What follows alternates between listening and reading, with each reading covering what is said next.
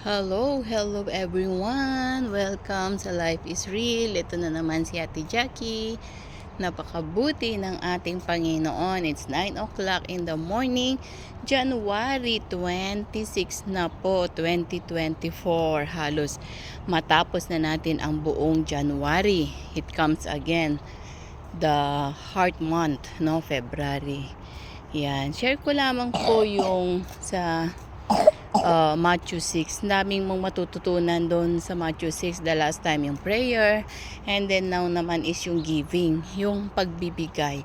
Alam nyo, sabi niya may dalawa tayong kamay. Diba kung ano yung itong kamay na dalawa natin is nagtutulungan. Kung ano yung kailangan ng kamay natin. Diba? Pero sabi niya dito sa Matthew 6 na kung ano ang ginawa ng kanang kamay, hindi dapat malaman ng kaliwang kamay. So anong ibig pong sabihin nito?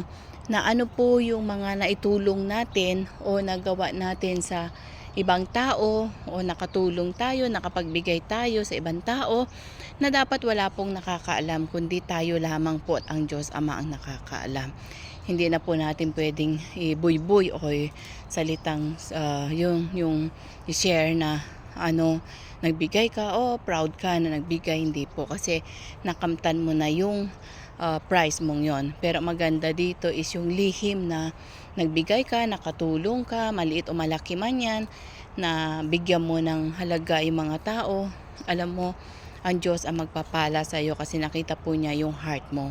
Kung ano yung motibo mo, kung ano yung puso mo, bakit ka nagbigay, no? Nagbigay ka na masaya. Yan po ang nais ng Panginoon. So nawa ganun tayo, magbigay tayo ng naayon sa ating mga puso. Tumulong tayo ng talagang alam ng Panginoon yung nasa heart natin.